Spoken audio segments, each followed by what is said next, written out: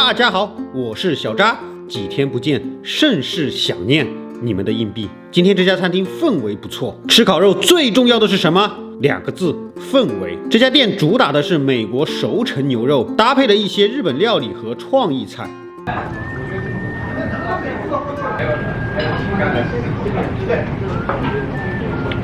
好久没喝白兰地了，依旧正好。这个金枪鱼我还没吃，但是我目测应该一般。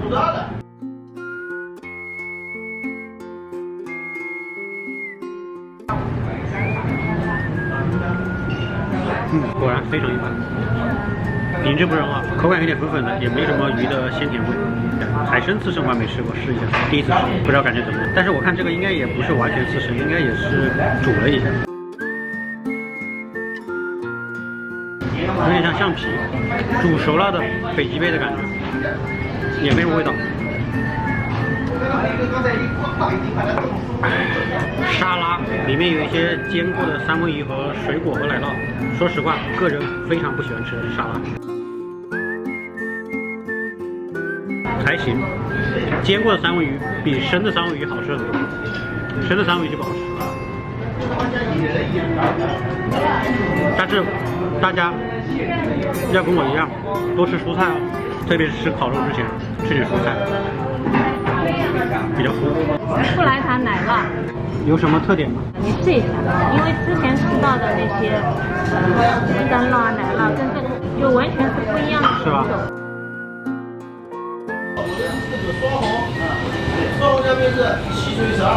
很清淡的奶酪，我以为吃起来会很有风味，或者很浓郁，但吃起来还挺清淡的，只有奶酪的口感，没什么奶酪的味道。夹着番茄吃就是番茄的味道，其实也还行。又是一盘沙拉，火腿沙拉，怎么沙拉这么多啊？前菜好昂长啊，冗长还是昂长？好冗长。就是火腿加炒的那个和牛土豆泥，外面是用和牛的边角料，里面是土豆泥。鹅肝，他们的前菜真的是好饱足，然后热量都好高啊。煎得很酥的鹅肝，还行，一口下去热量爆炸，赶紧吃点草。经历了冗长的前菜，终于要开始烤肉咯。美国极品牛肋条、极品牛小排、牛上脑。美国牛跟和牛不太一样，烤的时间要稍微长一点点。我一直觉得烤肉最爽的不是吃，而是看着肉在滋滋作响的时候。牛小排沾点烤肉酱，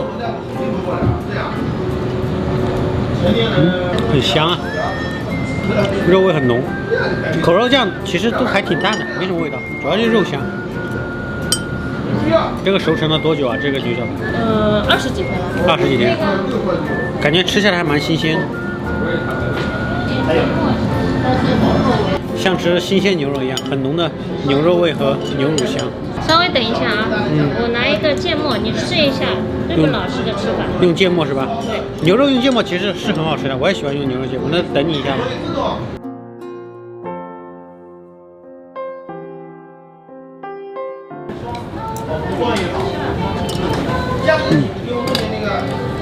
肯定比那个好吃。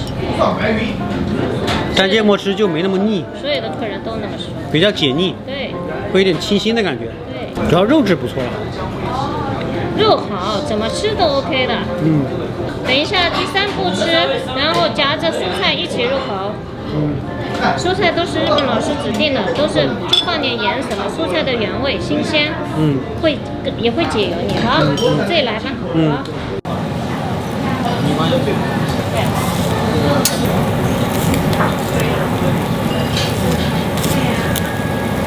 喝点他们这个和牛骨汤，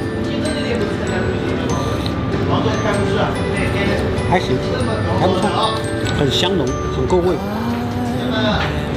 清爽就不行，香浓够味，过瘾的一碗牛骨汤。刚刚烤好的牛肋条，换个新吃法，蘸点黑盐和酱油吃一下。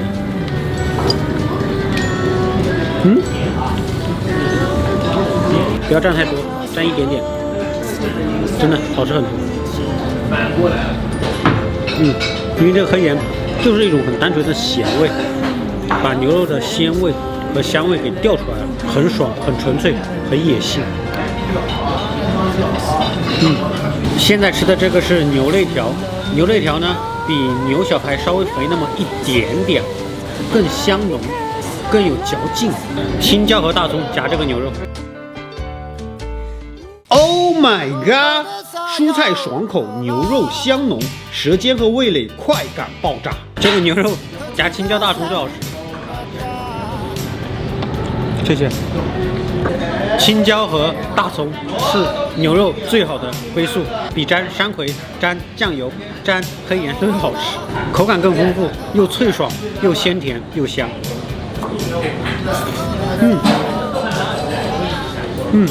牛上脑烤到肌红蛋白渗出就可以翻面了。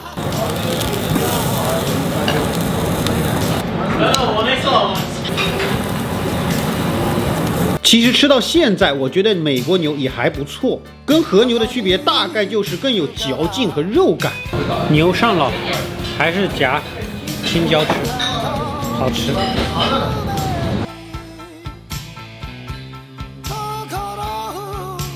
其实吃到现在，这些牛肉，小排也好，肋排也好，上脑也好，区别不大。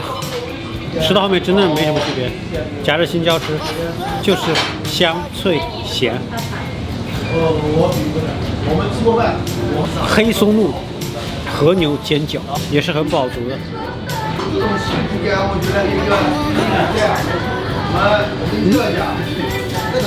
虽然黑松露已经没什么香气了，但是这个水饺呢还是蛮 juicy 的。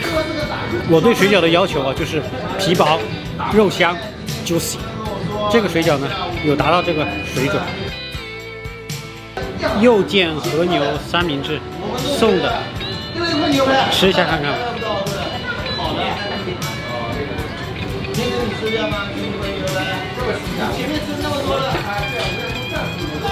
还可以，肉还蛮嫩的，但是跟其他店的和牛三明治其实差别不多。